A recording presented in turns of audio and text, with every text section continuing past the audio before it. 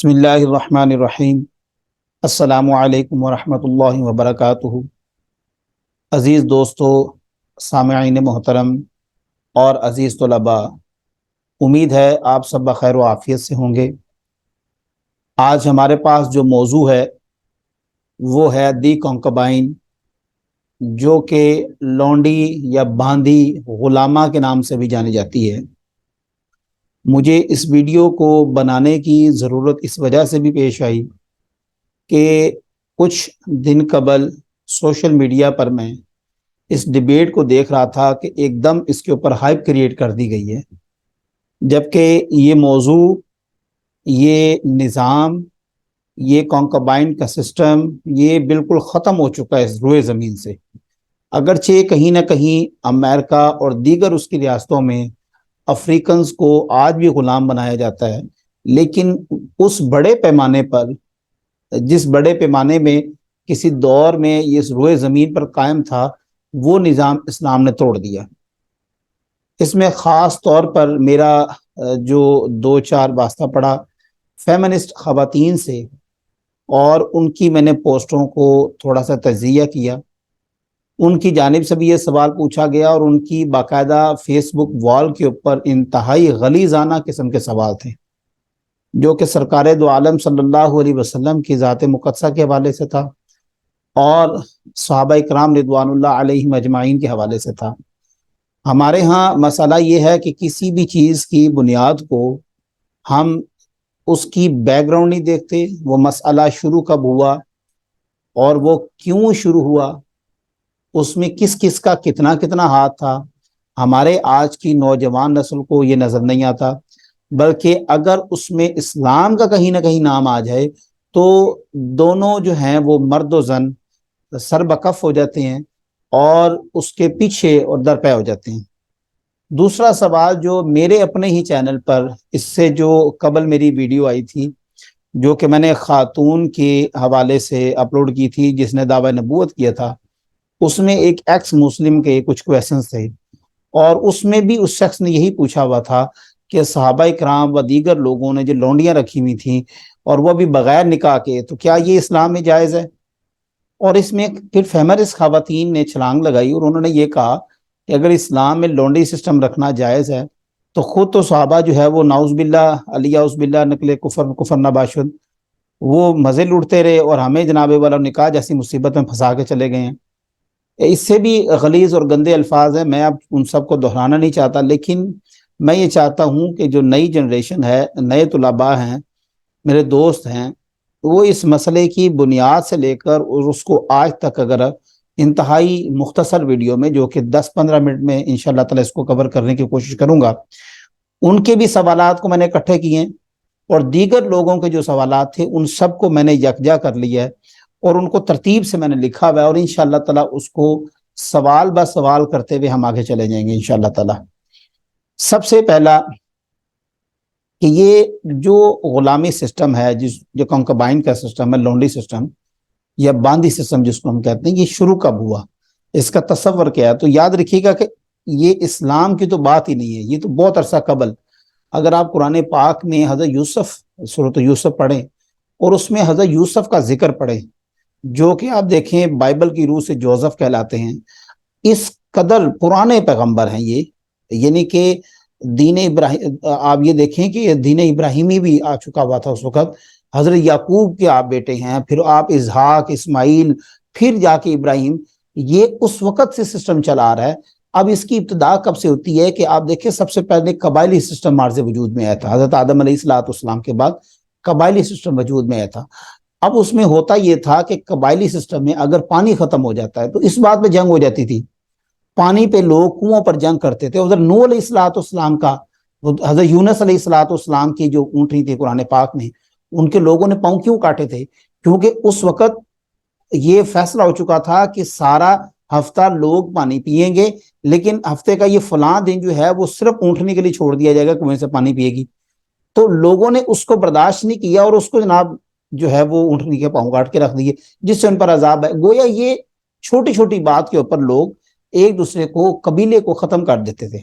اور نظام یہ ہوتا تھا کہ وہ دہشت پہ، یا آپ سمجھ لیں کہ فاتحانہ انداز میں جب وہ کسی بھی قبیلے کو فتح کرتے تھے تو ان کا مال بھی ان کا ہو جاتا تھا، ان کے لوگوں کو غلام بنا لیا جاتا تھا، اور ان کی عورتوں کو باندی بنا لیا جاتا تھا، جو مرد بچتے تھے۔ یہ اس کی ابتدا ہے۔ اب ایگزیکٹ اگر کوئی کہے کہ مجھے اس کی ڈیٹ یاد ہے تو وہ کسی بھی آپ کو تاریخ کی کتاب میں نہیں ملے گا، لیکن اس مسئلے کی ابتدا اسی طرح ہوتی ہے کہ جب قبائل سسٹم آپس میں لڑتے ہیں تو اس وقت یہ نظام چل پڑا، اور یہ غالباً حضرت ابراہیم کے دور میں بھی تھا، حضرت اسحاق کے دور میں بھی تھا، حضرت اسماعیل کے دور میں بھی تھا، حضرت یوسف کے دور میں بھی تھا، حضرت موسیٰ کے دور میں بھی تھا، حضرت عیسیٰ کے دور میں بھی تھا، یہاں تک کہ یہ نظام جو ہے غلامی سسٹم ایک معیشت کی روح اختیار کر کے چلا گیا، اور اس پر پوری دنیا کی جو اس وقت کے ورلڈ تھے ان کی معیشت کھڑی ہوئی تھی، نمبر ایک۔ اس کے بعد اگر آپ دیکھیں بیرون ممالک میں اس کی صورتحال کیا رہی، اس سے پہلے کہ ہم عرب میں یا اسلام کے حوالے سے لونڈی کو جانیں، یاد رکھیے گا کہ بیرون ممالک میں، میرے پاس ایک کتاب پڑھی تاریخ یورپ کے نام سے، اس کے اندر واضح یہ چیز لکھی ہوئی ہے۔ آپ نے اسپارٹاگس کا نام سنا ہوگا، غلامی سسٹم تھا وہ، اس میں غلاموں کو رکھا جاتا تھا، ان کو لڑایا جاتا تھا، ان کو ایک دوسرے کے ساتھ قتل کرتے تھے وہ ایک دوسرے کو، امیر لوگ جو مراز شرفا تھے وہ اس کے مزے لوٹتے تھے۔ ادھر جو خواتین انہوں نے باندی بنا کے رکھی ہوتی تھی، لونڈی بنا کے رکھی ہوتی تھی، وہ as a public property use کرتے تھے، لائک وہ اسی باندی کو کسی غلام کے آگے کے بھی لیٹنے پر مجبور کر دیتے تھے، اسی لونڈی کو کسی مالک کے سامنے بھی لیٹنے پر مجبور کر دیتے تھے، یہاں تک کہ ان امراء شرفا میں اگر کوئی باہر سے شخص بحیثیت مہمان آیا ہے تو اپنی اسی لونڈی کو اس کے آگے بھی لیٹنے پر مجبور کر دیتے تھے، اور چونکہ وہ غلام ہوتی تھی اس نے اپنے آقا کی بات کو ماننا ہوتا تھا۔ ابھی میں آپ کو یہ کلیئر کروں گا، اب آپ کے ذہن میں ایک سوال اٹھ رہا ہوگا کہ اگر وہ غلام تھی تو وہ بھاگ جاتی۔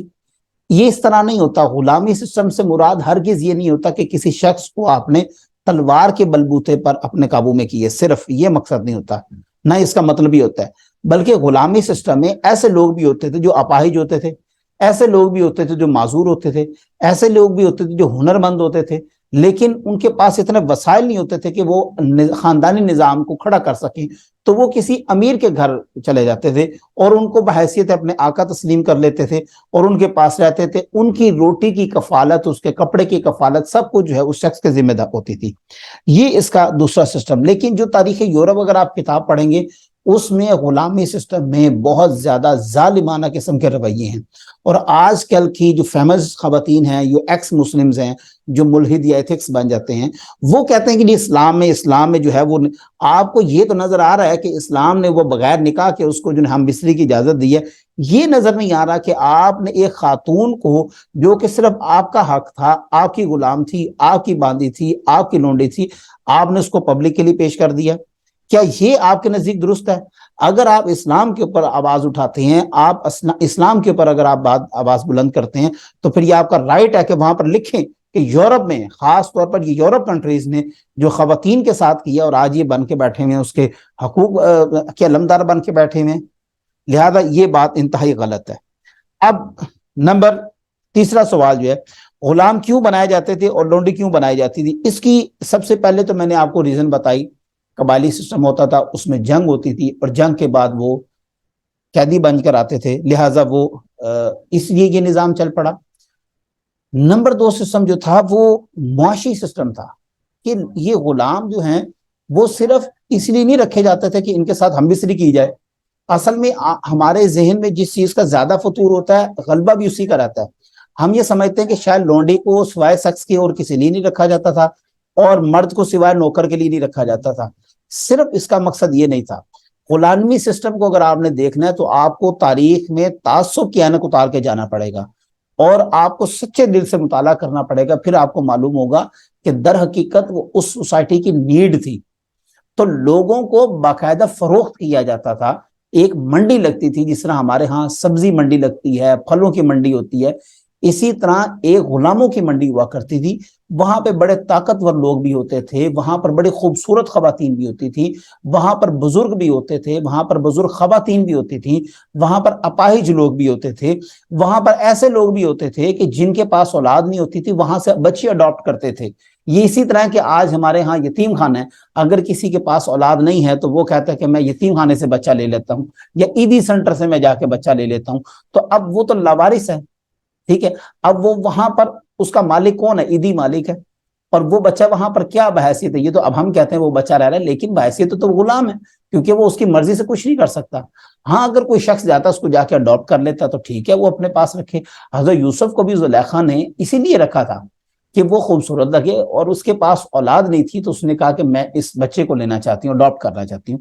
تو اس بچے نے خریدا اس کو، اس کے جو شوہر تھا فوتیوار یا پوتیفار جو تھا، اس نے خرید کے زلیخا کو ہدیہ کر دیا کہ یہ، لیکن وہ پھر وہ تو اللہ کے پیغمبر تھے، بعد میں بڑا بچہ ذہین ثابت ہوا، بڑا قابل ثابت ہوا، جس پر زلیخا بھی ناز کیا کرتی تھی، اور وہ کہتی تھی یہ میرا غلام نہیں بلکہ یہ میرا بیٹا ہے۔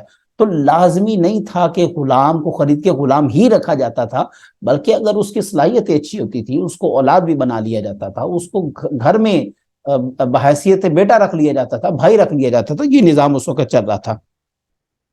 اچھا اب دیکھیں، اب ایک نظام ہمارے پاس کھڑا ہے، سودی نظام۔ اب ہم سب لوگ سودی نظام کو برا کہتے ہیں۔ اب یہ پوری معیشت اس کے اوپر کھڑی ہوئی تھی، غلامی سسٹم کے اوپر۔ کسی بھی مذہب نے اس کو ختم کیا یا نہیں کیا، وہ اس سے اگلا سوال میں آپ کو بتا دیتا ہوں۔ لیکن بینکاری کا جس طرح آپ دیکھیں کہ ہم اس نظام کو برا کہتے ہیں کہ یہ سودی نظام ہے، لہٰذا یہ نہیں ہونا چاہیے، لیکن اس کے آلٹرنیٹ پہ آپ کیا کہتے ہیں؟ آپ کہتے ہیں کہ بھائی اگر آپ یہ چاہتے ہیں کہ سودی نظام ختم ہو تو اس کے آلٹرنیٹ پہ کوئی نظام دینا آپ۔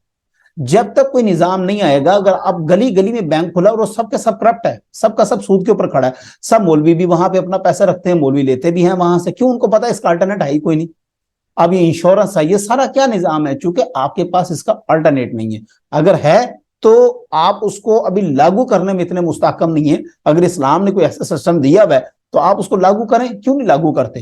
چونکہ یہ نظام صرف پاکستان کی وبائی مرض نہیں بنا ہوا، بلکہ اس وقت پوری دنیا اس کے لپیٹ کے اندر ہے۔ اگر آپ یہاں پر اسلامی سسٹم لے کر آ جائیں گے تو باہر کے بینک سے جو آپ پیسہ لیں گے، قرض لیں گے، وہ تو آپ کے سود کے بغیر نہیں دیں گے، اور آپ کی معیشت بغیر سود کے چلے گی بھی نہیں۔ لہٰذا اس سسٹم کو چینج ہونے میں تھوڑا ٹائم لگے گا، اگر کوئی چینج کرنا چاہتا ہے تو ایک دم نہیں ہوگا۔ اسی طرح جو یہ غلامی سسٹم تھا، یہ معاشی سسٹم اختیار کر چکا تھا۔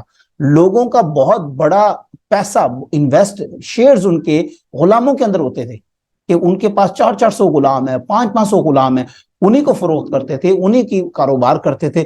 ان میں سے کوئی اچھے بھی آ جاتے تھے، کوئی طاقتور بھی آ جاتے تھے، کوئی ہنرمند بھی آ جاتے تھے، ان کو آگے فروخت کر کے لوگ پیسہ کماتے تھے۔ تو عین ممکن ہے کہ اس وقت اس کو ختم کیا بھی نہیں جا سکتا تھا اگر کوئی مذہب اس کو شروع کرتا۔ اب اگلا سوال یہ ہے کہ اسلام یا دیگر مذاہب نے کیوں نہیں اس کو ختم کیا؟ دیکھیں، دیگر مذاہب کے حوالے سے تو میں نے تورات پوری پڑھ چکا ہوں، زبور، انجیل، بھگوت گیتا، مہا بھارت، تالمود، یہ ساری کتب تقریباً میں پڑھ چکا ہوں، لیکن میں نے اس کو حقیقت میں وہاں پر غلامی سسٹم میں ابھی تک میری نظر سے نہیں گزرا۔ ہو سکتا ہے ہو، موجود ہو، لیکن میری نظر سے ابھی تک ایسا کوئی کالم وہاں پر نہیں گزرا کہ جس میں غلاموں کی آزادی کے لیے یا غلامی سسٹم کو ختم کرنے کے لیے کوئی مؤثر اقدام کیا گیا ہو۔ یا ہو سکتا ہے کہ اس وقت یہ حکم ہی نہ دیا گیا ہو، چونکہ اس وقت اتنا بڑا نہیں تھا پوری دنیا میں۔ اگر آپ دیکھیں، یہ صرف یورپ میں یا عرب کا مسئلہ نہیں تھا، ہندوستان میں آپ دیکھیں کہ غلاموں کی حکومت رہی ہے۔ پہلے 3 بادشاہ، اور جو سب سے پہلی حکومت تھی وہ غلام کی تھی، وہ سلطنت کا بادشاہ بنا۔ تو یہ غلامی سسٹم صرف ایک جگہ پر عرب میں نہیں تھی، یہ تو پہلے ذہن میں بات رکھیں، یہ پوری دنیا کے اندر پھیلی ہوئی تھی۔ تو اس کو ختم کرنا، ایک دم ختم کر دیتے تو آپ کی معیشت کولیپس کر جاتی، آپ کا سارا نظام تباہ ہو جاتا۔ بلکہ اسلام نے دیکھیں اس کو ختم کرنے کی ابتدا نہ صرف کی، بلکہ اسلام کا جب تک وہاں پر سرکار دو عالم صلی اللہ علیہ وسلم رہے ہیں، اگر آپ تاریخ پڑھیں تو کئی حد درجے تک، بھئی آپ سمجھ لیں کہ 100 میں سے تقریباً 70 سے 75% جو ہے وہ غلامی سسٹم ختم ہو چکا تھا۔ اور یہ سب سے پہلے یہ جو خراج تحسین آپ کہہ لیں، یہ جرت کہہ لیں، یہ اسلام کی ہے۔ اور اسلام کو اس بات پر سلوٹ کرنا چاہیے کہ اس نے ایک ایسا نظام دیا کہ جس نے اس بڑی معیشت جس کے اوپر کھڑی تھی غلامی سسٹم، اور یہ انسان کی توہین تھی۔ حقارت تھی جس کو اسلام نے آ کے ختم کیا. اور اسلام نے نہ صرف اس کو ختم کیا بلکہ ایک مائنڈ سیٹ بنا ہوا تھا کہ عبد کا لفظ جو استعمال کیا جاتا تھا غلاموں کے لیے وہ اسلام نے ختم کیا. اسلام نے کہا ان کو بھائی کہو تم، اگرچہ یہ تمہارے غلام ہیں، جو تم کپڑے پہنو گے وہ تم ان کو پہناؤ گے. یہ ایک مائنڈ سیٹ جو غلامی سسٹم تھا وہ نکال دیا. اور آپ مشرکین مکہ دیکھیں نا، وہ حضرت بلال سے چڑھتے کیوں تھے؟ وہ کہتے تھے ابو بکر تو صدیق ہے اور تم تو قریش کا سردار ہے، اتنی تری رسپیکٹ، اور تو غلام کے ساتھ بیٹھا ہوا ہے. وہ اس چیز کو یعنی کہ اتنا اوپر لیول کے اوپر نفرت آ چکی ہوئی تھی کہ لوگ ان کے ساتھ بیٹھنا پسند نہیں کرتے تھے. لیکن دین اسلام نے دیکھیں کیا خوبصورت پہلو دیا کہ اول تو غلام کسی کو بنایا نہیں جا سکتا، لیکن اگر تم غلام بناتے ہو تو یاد رکھو جو تم کھاؤ گے وہی ان کو کھلاؤ گے. حسن سلوک یہ دیکھیں، یہ مائنڈ سیٹ تو اسلام نے توڑا نا آ کے. اگر آپ جو شخص پڑھ کے آیا ہے کسی بھی چیز کو، وہ کبھی بھی اس چیز کے اوپر اس طرح اٹیک نہیں کرتا. یہ جوہلا کا طریقہ ہوتا ہے، ابیوزنگ کرنا، سرکار دو عالم سے بات اٹھا دینا، صحابہ پر بات اٹھا دینا، یہ جاہلوں کا طریقہ ہوتا ہے. علم حاصل کریں، پڑھیں اور اس کو سوچیں سمجھیں، تدبر کریں، فکر کریں، غور کریں. کسی کے اوپر انگلی اٹھا دینا بڑا آسان ہوتا ہے. اب آ جاتے ہیں چند سوالات جو اسلام کی روح سے ہیں. نمبر 1، اسلام نے اس کی روک تھام کیسے کی؟ دیکھیں جی، سب سے پہلے جو نمبر 1 تو اسلام نے وہ دیکھیں ہمارے ہاں فلڈ آتا ہے. اب فلڈ آنے کی وجہ کیا ہوتی ہے؟ ایک فلڈ آنے کی سب سے بڑی وجہ وہ یہ ہوتی ہے کہ جب پانی کی مقدار ایک سطح سے اوپر چلی جاتی ہے تو بند ٹوٹ جاتا ہے اور وہ پانی شہروں میں آ جاتا ہے. اب اس کو روکنے کے لیے، اس کو ختم کرنے کے لیے ہم کیا کریں گے؟ آپ میں سے کوئی بھی عام شخص اٹھ کے یہ کہہ سکتا ہے کہ اس کے 2 طریقہ کار ہیں. نمبر 1، وہاں سے جہاں سے بند ٹوٹا ہے یا لیک ہوا ہے یا کوئی ایسا سسٹم ہوا ہے اس کو فوراً سے پہلے بند کیا جائے، اس کو دوبارہ تعمیر کیا جائے، اس کو وہاں سے بالکل ختم کر دیا جائے، یعنی کہ روک تھام کر دی جائے پانی کی. اس ٹوٹے ہوئے بند کو دوبارہ بنانے سے کیا ہوگا؟ پانی تو رک جائے گا. لیکن ایک مسئلہ اور کھڑا ہوا ہے. ایک مسئلہ یہ ہے کہ پانی تو بند ہو گیا ہے، لیکن دوسرا یہ ہے کہ پانی اندر آ چکا ہے شہروں میں. اب اس کو ختم کرنے کا کیا حال ہے؟ اب اسلام نے اس مسئلے کو جڑ سے اکھاڑا. نمبر 1 کیا کیا؟ جو غلامی سسٹم بننے کی وجوہات تھیں، سب سے پہلی وہ وجہ کیا تھی؟ جنگ تھی. اور دوسری وجہ کیا تھی؟ اب دیکھیں سورہ محمد میں اگر آپ پڑھیں نا تو سورہ محمد میں اللہ تبارک تعالیٰ نے فرما دیا کہ اب تمہاری جنگ ہونے والی ہے اور جنگ میں لوگ تمہارے پاس قیدی بن کر آئیں گے، لہٰذا تم ان سے فدیہ لے کے ان کو آزاد کر دو. اور اس کی سب سے بڑی آپ مثال دیکھیں، جب قیدی آئے تو سرکار دو عالم صلی اللہ علیہ وسلم نے کیا کیا؟ سرکار دو عالم صلی اللہ علیہ وسلم نے فرمایا کہ تمہیں آزادی ایک شرط پر ملے گی کہ تم ان لوگوں کو لکھنا اور پڑھنا سکھاؤ. ان لوگوں کو وہ جو جدید، اب چونکہ وہ لوگ پڑھے لکھے بھی تھے نا غلام، جس میں نے آپ کو بتایا کہ سارے غلام جو ہے وہ جاہل نہیں تھے بلکہ اسکلفل پرسن بھی ہوتے تھے اس میں. تو جن کے پاس جو اسکل تھا، آسوس نے فرمایا تم میرے ان صحابہ کو کہ جن کے پاس وہ نالج نہیں ہے، وہ علم نہیں ہے، 10 لوگوں کو سکھاتے جاؤ، آزاد ہوتے جاؤ گے. اور جو اسکلفل نہیں ہے وہ فدیہ ادا کر دے اور جائے یہاں سے آزاد ہے. یہ سب سے پہلا جو بند باندھ دیا، جو ٹوٹا ہوا تھا ایک صدیوں سے، سالوں سے، پتہ نہیں کتنے ہزار سالوں سے یہ سسٹم چل رہا تھا، اس کی جڑ کو ختم کر دیا کہ جنگ میں اب جو بھی آئے گا اس کو قیدی نہیں بنایا جائے گا. نمبر 1 وہ رستہ ہی بند کر دیا. اچھا، دوسرا طریقہ کار جو وہاں پر موجود تھے، جس طرح کہ اس سے پہلے بھی لوگ آ چکے ہوئے تھے، کیونکہ یہ تو جنگ بدر سے پہلے کی بات ہے کہ بہت سارے لوگوں نے جنگیں کی اور اسلام سے پہلے بھی جنگیں ہوتی رہی. خود سرکار دو عالم صلی اللہ علیہ وسلم نے بہت ساری غزوات میں، بلکہ ایک مقام پر تو اسلام کے حوالے سے بات ہو رہی تھی، لیکن چونکہ اس وقت اسلام کا اعلان نہیں تھا تو آپ نے فرمایا کہ اگر اس معاہدے کی خاطر جنگ کریں گے تو میں بھی آپ لوگوں کے ساتھ جاؤں گا. تو یہ لوگ محاذ وغیرہ لڑا کرتے. تو اب جن کے پاس لونڈیاں اور غلام موجود تھے، سب سے پہلے اسلام نے یہ تصور دیا کہ جو بھی زکوٰۃ کے مصارف میں آپ دیکھیں وفر رقاب کہ غلاموں کی گردن چھڑانا، گویا اگر کوئی شخص غلام ہے اور وہ چاہتا ہے کہ وہ اپنی خاندانی نظام کو بہتر بنا سکتا ہے، وہ ایک سسٹم کو کھڑا کر سکتا ہے، خود کفالت کر سکتا ہے اپنے میاں بیوی بچے کی، وہ گھر بنا سکتا ہے، وہ سمجھتا ہے میں اتنا ہنرمند ہوں، اسکلفل ہوں، لیکن اس کے پاس پیسہ نہیں ہے، تو اسلام کہتا ہے کہ تم اس غلام کو جا کر زکوٰۃ دو گے اور وہ اس پیسے سے کیا کرے گا؟ سوسائٹی میں آ کے کھڑا ہوگا. اسلام نے تو ان لوگوں کو جو گرے پڑے ہوئے سمجھے جاتے تھے، جو انتہائی حقارت کی نگاہ سے دیکھے جاتے تھے، ان کو کھڑا کرنے کی سب سے پہلا سٹیپ یہ اٹھایا۔ اور نہ صرف یہ اٹھایا بلکہ آپ دیکھیں قرآن پاک میں جتنی بھی سزائیں بیان کی گئی ہیں، جتنی بھی سزائیں بیان کی گئی ہیں، وہ بہتان کی ہو، وہ روزہ توڑنے کی ہو، وہ کسی اور چیز کی ہو، اس میں ہر جگہ ایک چیز رکھی گئی ہے کہ اگر تم نے یہ نہیں کیا تو ایک غلام آزاد کرو، اگر تم نے یہ کیا ہے تو ایک غلام آزاد کرو۔ گویا نظام کو توڑنے کے لیے اور لوگوں کو یہ بتانے کے لیے کہ اب اس سسٹم کو ہم نے، جو کچرا ہمارے درمیان موجود ہے، جو یہاں سے آ رہا تھا وہ تو بند ہو گیا، اب جو ہمارے درمیان موجود ہے، جو پانی کھڑا ہوا ہے، اس کو ختم کرنے کا طریقہ کار کیا ہے کہ تم ایک ایک غلام آزاد کرتے رہو۔ اور لوگوں نے پھر آزاد کیے، نمبر ایک۔ دوسرا، ان کو ایک عبادت کے حوالے سے بھی بتایا گیا کہ زکوٰۃ کا پیسہ اگر خرچ کرنا ہے تو یہ غلام لوگ جو ہیں ان کو آزاد کرواؤ۔ لوگوں نے پیسے سے، حضرت صدیق اکبر نے حضرت بلال حبشی کو خریدا اور ان کو خرید کر آزاد کیا۔ کئی ایسے صحابہ نے پھر کیا، کیونکہ جذبہ پیدا ہو گیا نا کہ ہم اپنی زکوٰۃ کا پیسہ ان لوگوں کو دیں گے جو مستحقین ہیں، کہ یہ کچھ کرنا چاہتے ہیں سوسائٹی میں، لیکن چونکہ وہ فلاں شخص سے غلام ہیں تو اب یہ کچھ کر نہیں سکتے، تو آپ نے ان کو رقم دی، وہ آزاد ہے، انہوں نے اپنا سسٹم شروع کر دیا، تجارت شروع کر دی۔ اگلا سوال، اسلام حاصل ہونے والی لونڈیوں کو لوگوں میں تقسیم کیوں کرتا تھا؟ نمبر ایک، اچھا جنگ بدر میں ایسا بھی نہیں ہے کہ جنگ بدر کے بعد کوئی جنگ نہیں ہوئی اور اس میں کوئی لونڈی نہیں آئی یا ایسے غلام نہیں آئے، چلتا رہا تھا سسٹم، تھوڑا تھوڑا چل رہا تھا، ایک دم تو میں نے آپ کو بتایا کسی بھی چیز کو آپ ختم نہیں کر سکتے۔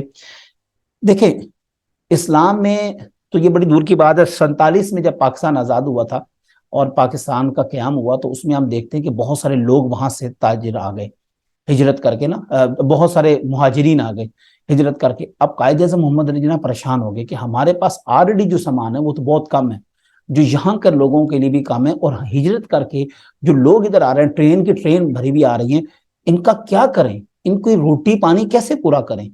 لہٰذا اس کی ایک تدبیر بنائی گئی، نمبر ایک۔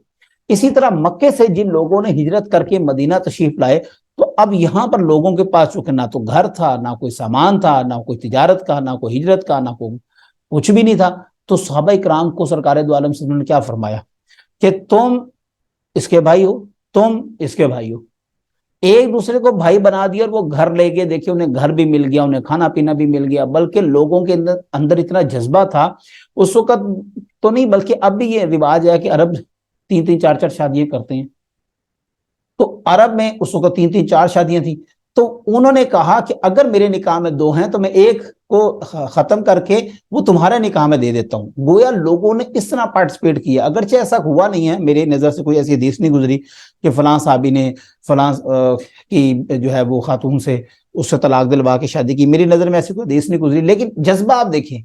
لیکن اس میں سے کئی ایسے صحابہ تھے جنہوں نے کہا ہمیں گھر رہائش وغیرہ نہیں چاہیے، ہمیں صرف کچھ رقم چاہیے ادھار، ہم جائیں گے مارکیٹ میں، جا کے مارکیٹ کا وزٹ کریں گے، وزٹ کرنے کے بعد ہم کیا کریں گے، دوبارہ سٹینڈ لیں گے، اور کئی صحابہ نے ایسے کیا، پھر ادھار ان کا اتارا باقاعدہ، اتنی جلدی انہوں نے ترقی کر لی وہاں پہ۔ لہٰذا یاد رکھیں جب بھی ایک سسٹم میں اتنی زیادہ خواتین آ جائیں، یہ اتنے مرد تو خیر وہاں پر قتل ہو جاتے تھے، مر جاتے تھے جنگ میں، تو ان کی جو خواتین ساتھ ہوتی تھیں جب وہ آتی تھیں تو دیکھیں اگر تو اس کو سوسائٹی میں کھلا چھوڑ دیا جائے کہ ٹھیک ہے بھی آپ جہاں جانا چاہتی ہیں آپ جائیں، تو سب سے پہلے معاشرے میں کیا پھیلتا؟ نمبر ایک، وہ عورت معاشی طور کے اوپر تو زیرو ہے، نمبر ایک۔ اب وہ کیا کرتی، وہ لوگوں سے مانگنا شروع کر دیتی، جس سے اس وقت کی معیشت پر یا اکانومی پر بہت برا اثر پڑتا، لوگ گلی گلی مانگتے پھر رہے ہوتے، نمبر ایک۔ دوسرا، پھر اس کی جسمانی تسکین جو انسانی جبلت میں رکھی گئی، ہماری سیکشل کچھ چیزیں ہیں، اس کو پورا کرنے کے لیے وہ بدکاری کی طرف چل پڑتی، جس سے سوسائٹی کے اندر ایک بدنظمی پیدا ہو جاتی، بدکاری کا جو ہے وہ نظام بڑا عام ہو جاتا۔ اور نمبر 3 پر اس میں جو چیز ہے وہ بیت المال کے اوپر بہت زیادہ وزن پڑ جاتا اگر حکومت اس کے اپنے پاس رکھتی۔ لہٰذا بیت المال نے، یہ اسلام نے اس کو اپنے پاس اس لیے نہیں رکھا کیونکہ اسلام اس وقت اتنی بڑی ریاست نہیں تھا کہ اس اتنے بڑے مجمع کی کفالت کر سکے، لہٰذا اس کا بہترین سلوشن یہ تھا کہ لوگوں میں تقسیم کر دیا جائے ان کو۔ اور تیسری وجہ یہ تھی کہ وہ جو خواتین آئی تھیں وہ تو اپنا لوڈ نہیں اٹھا سکتی تھی کیونکہ ان کے پاس تو کچھ بھی نہیں تھا، تو معاشرے میں پھینک کر ان کو، تو یہ تو ظلم کی ایک انتہا ہو جاتی کہ آپ ایک تو خواتین آ گئی آپ کے ساتھ، آپ ان کو لے آئیں، اب آپ نے ان خواتین کو معاشرے کے اندر پھینک دیا۔ لہٰذا یہ تو ظلم اور بربریت ہوتی. اسلام نے اتنا خوبصورت پہلو، ایک درمیانی راستہ نکالا. کیا راستہ نکالا؟ اسلام نے کہا کہ اب یہ خواتین جو مجاہدین اس میں تقسیم کر دی جائے. اب کسی ایک کو بھی نہیں دے دی گئی کہ یہ جناب 50 خواتین ہیں، ان کا آپ نے کفالت کرنی ہے، نہیں ہو سکتا تھا. لہٰذا ایک ایک دو دو تقسیم کر دی گئی. اب وہ جو باندی ہوتی تھی، وہ جو خواتین جاتی تھی، وہ گھر کے کام کرتی تھی، گھر میں ہاتھ بٹاتی تھی، تجارت میں کام کرتی تھی. اس طرح معیشت کھڑی ہو رہی تھی، اور ان لوگوں کے جو خواتین آ چکی تھی ان کی بھی داد رسی ہو رہی تھی. اگر اس کا کوئی اور پہلو ہوتا تو آپ مجھے بتائیں اس کا بہترین سلوشن کیا تھا. اگرچہ ختم ہوگی، اس کے اوپر ڈیبیٹ کرنا فضول ہے، لیکن چونکہ ایک مائنڈ سیٹ ہے تو اس کو ختم کرنے کے لیے میں ان تمام چیزوں کو سامنے لے کر آ رہا ہوں. اچھا، یہ ایک سسٹم تھا. اگلا سوال یہ ہے کہ نبی کریم علیہ الصلوۃ والسلام کی کتنی لونڈیاں تھیں؟ دیکھیں، سرکار دو عالم صلی اللہ علیہ وسلم کے پاس جو باندیاں تھیں وہ تقریباً 4 باندیاں تھیں، لیکن سرکار دو عالم صلی اللہ علیہ وسلم نے ان میں سے 3 کا میرے علم میں ہے، جس میں حضرت جویریہ ہیں. ایک تو قبیلہ ریحانہ جو تھی وہ قبیلہ مستلق سے تھی، اور جو جویریہ تھی وہ بنو قریظہ سے ریحانہ تھی، اور قبیلہ مستلق سے جو ہے وہ جویریہ تھی. اور صفیہ جو تھی وہ بنو فتح خیبر کے موقع پر آئیں. اور ایک اور مصر سے آپ کو ایک باندی دی کی تھی جن کا نام مریم تھا غالباً. اور ان کا تو مجھے علم نہیں ہے کہ ان کے ساتھ نکاح بعد میں آپ صلی اللہ علیہ وسلم نے ان کو آزاد کر کے نکاح کیا یہ نہیں، لیکن ان سے ابراہیم بیٹے تھے. اور باقی 3 کا ہمیں روایات ملتی ہیں کہ ان تینوں خواتین کو آپ نے باندی نہیں رکھا. ان کو آئیں آپ کے پاس باندی کی صورت میں، لیکن آپ نے ان کو آزاد کر کے باقاعدہ پھر ان سے نکاح کر کے ان کو شرف بخشا. یہ چونکہ آپ صلی اللہ علیہ وسلم کے پاس تو اتنے اختیارات تھے، آپ یہ کر سکتے تھے، لیکن ہر شخص اتنا طاقتور یا اتنا امیر، یا جس کو آپ کہہ لیں کہ وہ اتنا نہیں تھا کہ ہر وہ شخص اس طرح کر سکتا. تو اللہ کے رسول کے پاس ہمارے نزدیک اسلام میں یا مسلمانوں میں نبی کو صرف جسمانی خواہش نہیں ہوتی، اور نہ ہی نبی اس خواہش سے مبرہ ہوتے ہیں. ایک بحیثیت انسان ان کو ضرورت ہوتی ہے، لیکن جس طرح ہم لوگ ہوتے ہیں ہمیں جس طرح ہوس ہوتی ہے، انبیاء میں سے کسی نبی کو ہوس نہیں ہوتی نعوذ باللہ، بلکہ ان کو صرف ضرورت ہوتی ہے، اور وہ جسمانی، اور وہ بھی خواتین کی تسکین کے لیے. اچھا، اب یہ دیکھیں، اب یہ میں نے آپ صلی اللہ علیہ وسلم کی 4 جو ہے وہ باندی ان کا ذکر کیا. اسلام نے لونڈی کے ساتھ سیکس کی اجازت کیوں دی؟ اب یہ انتہائی جو ہے وہ پیچیدہ سوال ہے. اب یہ وہ سوال ہے کہ جس کے اوپر اس وقت سوشل میڈیا کے اوپر طوفان بدتمیزی کھڑا ہوا ہے. دیکھیں، اسلام نے کچھ پابندیاں بھی عائد کی ہیں. ایک شخص ہے، ابھی میں نے آپ کو ہر چیز آپ کے پاس بالکل کلیئر ہو چکی ہے. ایک خاتون آ گئی، اب آپ کے پاس وہ بحیثیت لونڈی آ گئی ہے. اب باندی آئے گی، آپ اس کے ساتھ رویہ کیا رکھیں گے؟ دیکھیں، خاتون ہے، اب اس میں ہمارے ہاں تو ایک تو یہ سمجھا جاتا ہے کہ لونڈی تو ہوتی بڑی خوبصورت ہے، اور وہ تو بڑی کوئی شہزادی ہوگی، وہ ایسی آتی ہوگی، اور اتنی حسین و جمیل، باریک کپڑے، چست جسم، ایسا کچھ ذہن بنایا ہوتا ہے. باندی سے مراد بزرگ بھی ہیں، بوڑھی عورتیں بھی باندی آتی تھی، جوان بھی آتی تھی، ایسی بھی آتی تھی کہ جو بہت بدھیڑ عمر کی ہوا کرتی تھی، بوڑھے شخص بھی آتے تھے، معذور خواتین بھی آتی تھی جو جنگ کے دوران، ویسے تو اسلام اس بات کی اجازت نہیں دیتا کہ عورت کے خلاف لڑا جائے، لیکن چونکہ جنگ ہو رہی ہوتی تھی تو کسی کو لگ بھی سکتا تھا کوئی چیز، کوئی چھری چاقو برچی لگ سکتی تھی، تو اس کی وجہ سے کسی کا ہاتھ کٹ گیا، کسی کی فنگر کٹ گئی، کسی کا جسم پہ اعضاء پہ کوئی نقص آ گیا، تو ایسی خواتین بھی ہوتی تھی. تو لہٰذا جب بھی باندی کا نام لیجیے کہ خدا کے لیے یہ جو ذہن میں آپ کو فطور چل رہا ہوتا ہے اس کو نکال دیا کریں. تو اس کو جب وہ باندی آ گئی، اب دیکھیں اس کی معاشی جو ضروریات ہے اکانومیکلی، یا آپ اس کے کھانے کے حوالے سے، کپڑے کے حوالے سے تو ضرورت کا خیال رکھ رہے ہیں، لیکن بحیثیت انسان ہمارے پاس ایک سیکشل ضرورت بھی ہوتی ہے جس کو آپ نے پورا کرنا ہوتا ہے. اور اس کے لیے آپ کیا کریں گے؟ اب آپ نے اس کا فدیہ دیا ہوا ہے، یا آپ کے پاس آ گئی، اب آپ اس کے مالک ہیں. اب بحیثیت مالک you have right to sleep with her, آپ اس کے ساتھ سو سکتے ہیں، آپ اس کے ساتھ لیٹ سکتے ہیں، آپ اس کی تمام ضروریات کا خیال رکھیں گے. اگر آپ نہیں رکھیں گے، پھر دیکھیں اسلام نے کیسی قید و بند لگائی. لیکن اب ہمارے لوگ یہ سمجھتے ہیں، جو فیمنسٹ ٹائپ کی خواتین ہیں، کہ جی وہ اسلام میں آئی اور لوگ پاگلوں کی طرح چڑھ دوڑے. ایسے نہیں ہوتا.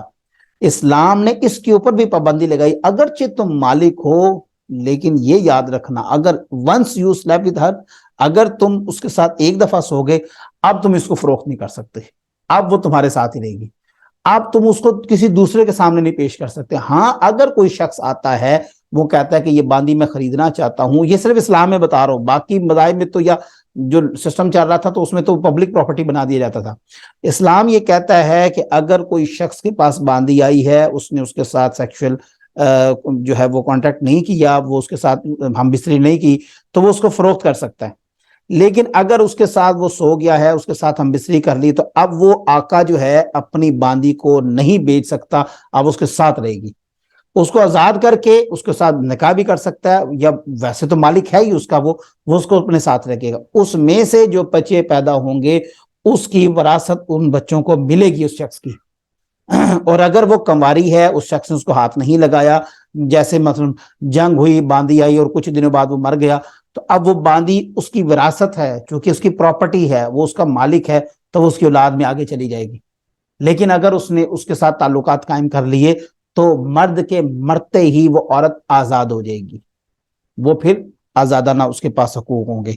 اب اس میں جو سب سے خطرناک سوال جس کو میں سمجھتا ہوں کہ مجھے بڑا ڈیٹیل سے یا تھوڑا سا اس کو، یہ کمپلیکیٹڈ سا سوال ہے، اس کو میں عرض کرتا ہوں. شادی سے بہتر ہے کہ انسان باندی رکھ لے. یہ میں پھر عرض کروں کہ اس کو آج کے معاشرے میں بڑی بری صورت دی جا رہی ہے. دیکھیں، دونوں سوشل کانٹیکٹ ہوتے ہیں، دونوں سوشل کانٹیکٹ ہوتے ہیں، اس کو سمجھنے کی ضرورت ہے. لونڈی جو تھی اس سے مراد یہ ہرگز نہیں تھا کہ انسان تلوار اٹھائے، کسی قبیلے میں یا کسی محلے میں گھسے، اس کا دروازہ توڑے، اس کی خاتون کو نکالے اور لا کے اپنے پاس اس کو باندی بنا لے اور اس کے ساتھ ہم بستری کرنا شروع کر دیں. یہ نہیں ہے، یہ سراسر زیادتی اور ظلم ہے اور زنا ہے. اور اس کے ساتھ آپ کتنا، یہ بہت بڑا گناہ ہے کسی شخص کو غلام بنانا. یہ تو جنگ ہوئی تو لوگ بھاگتے ہیں جب اپنا سامان چھوڑ کے، گھوڑے، سامان، ہتھیار، اس کو جو خواتین ہوتی ہیں جو ساتھ وہ لے کر آئے ہوتے ہیں غلام میں، اپنی پانی پلانے کے لیے، زخموں پہ مرہم مٹی کے لیے، ان کو بھی چھوڑ کے بھاگ جاتے ہیں، کچھ مر جاتے ہیں. تو اب وہ کہاں جائیں گی؟ ان کا تو پیچھے گھر ہی ختم ہو چکا ہوا ہے. لہٰذا ان کو جب اپنے پاس لایا جاتا تھا تو اس میں دو چیزیں ہوتی تھی. نمبر ایک، آپ فدیہ ادا کرتے تھے اور آپ اس کے مالک بن جاتے تھے. نمبر دو، ریاست آپ کو ہدیہ کرتی تھی اور آپ اس کے مالک بن جاتے تھے اور آپ کے پاس اس کی پوری کفالت کی ذمہ داری ہوتی تھی. نکاح میں کیا ہوتا ہے؟ اب پہلے آپ نکاح کو سمجھ لیں، پھر آپ کو اس نونڈی کا سسٹم بھی سمجھ آ جائے گا. نکاح میں یہ ہوتا ہے کہ عورت آزاد ہے، اس کی سوچ آزاد ہے، اس کی فکر آزاد ہے، وہ آپ کی غلام نہیں ہے. اب ایک شخص ہے، وہ اس خاتون سے کہتا ہے کہ مجھے آپ خوبصورت لگتی ہیں، ویسے بھی کہہ سکتا ہے بغیر یہ کہنے کے، میں آپ سے نکاح کرنا چاہتا ہوں، گویا میں آپ کے ساتھ ازدواجی تعلقات قائم کرنا چاہتا ہوں. اب یہ آزاد ہے، اپنی سوچ، جسم، ہر چیز کی مالک ہے. وہ عورت کہتی ہے کہ میں اتنے روپوں کے عوض میں تمہیں اپنا نفس دیتی ہوں. ان روپوں کا نام ہم نے اسلام میں مہر مقرر کر دیا ہے. گویا مہر کی رقم عورت مقرر کرے گی، مرد نہیں مقرر کر سکتا. خاص طور پر والدین تو اس سے گریزی کریں. عورت چاہے تو وہ یہ کہے کہ میں حق مہر میں اپنے مرد سے 5 وقت کی نماز لکھوانا چاہتی ہوں، تو وہ 5 وقت کی نماز پڑھے گا تو میں اس کے ساتھ شادی کروں گی. یہ ایک سوشل کانٹریکٹ ہے. اس سوشل کانٹریکٹ میں یہ جو مہر کی رقم ادا کی جاتی ہے، یہ عورت کا رائٹ ہے. اب میرا سوال ان فیمنسٹ سے ہے کہ آپ لوگ کتنی ظالم ہیں کہ نکاح کر رہی ہیں اپنی مرضی سے. ایک لڑکا آپ کو پسند ہے، آپ کے ساتھ تعلقات قائم کرنا چاہتی ہیں، تو آپ اس سے پیسے کیوں مانگ رہی ہیں؟ کیا آپ پیسوں کے لیے اپنا جسم فروخت کر رہی ہیں؟ آپ کو شرم نہیں آتی؟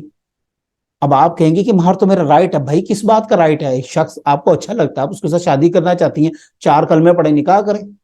یہ آپ پیسے کیوں ڈیمانڈ کر رہی ہیں اس سے؟ بھائی آپ اپنا جسم فروخت کر رہی ہیں. نہیں، یہ عورت کا حق ہے. اسی طرح رائٹ ہے اس شخص کا جس نے اس لونڈی کو خریدا ہے، اس کا نفس خرید لیا ہے، اب وہ اس کی غلام ہے. وہ شخص اس کے ساتھ وہ مہر کی صورت ہی بن جاتی ہے، اس کے ساتھ اٹھ بیٹھ سکتا ہے، لیٹ سکتا ہے، ہر چیز کر سکتا ہے. اور یہ ایسا نہیں ہوتا کہ جبرن کیا جائے گا، بلکہ اس میں اس خاتون کی بھی مرضی ہوتی ہے. اسی طرح یہاں پر مہر جو ہے وہ عورت کا رائٹ ہوتا ہے، عورت اس کو مقرر کرتی ہے. حضرت عمر کے آثار میں پتہ لگتا ہے کہ ایک مرتبہ آپ نے یہ فرما دیا کہ مدینے کے اندر کہ عورتوں کو چاہیے کہ اپنے مہر کی رقم تھوڑا نیچے کریں. لوگ شادی نہیں کر پا رہے چونکہ مہر کی رقم خواتین نے بہت زیادہ رکھی ہوئی ہے. تو اس پر ایک خاتون نے اٹھ کے کہا کہ عمر، آپ کون ہوتے ہیں کہ جو حق ہمیں قرآن پاک نے دیا ہے آپ اس کو ہم سے چھینیں؟ حضرت عمر خاموش ہو گئے، اور ان کی بات ٹھیک تھی کہ یہ عورتوں کا رائٹ ہے، وہ کچھ بھی مانگ سکتی ہیں. ایک شخص عورت ہے، وہ کہتی ہے میں مہر کی رقم میں یہ مانگتی ہوں کہ میرا ہسبینڈ جو ہے وہ قرآن پاک حفظ کرے گا. ایک مثال دے رہا ہوں، کوئی بھی اچھا کام کی نیت کر لے تو وہ ہی ادا کیا جائے گا جو اس کی ڈیمانڈ عورت کرے گی، اور اس میں عورت کو وہ مہر دیا جائے گا، ہر صورت میں دیا جائے گا، چونکہ وہ اس کا حق ہے اور اس کو مرد واپس بھی نہیں دے سکتا کسی بھی صورت میں. نمبر ایک. اب یہاں پر سوشل کانٹریکٹ ہوا ہے، لیکن اس سوشل کانٹریکٹ کو عام کرنا پڑے گا.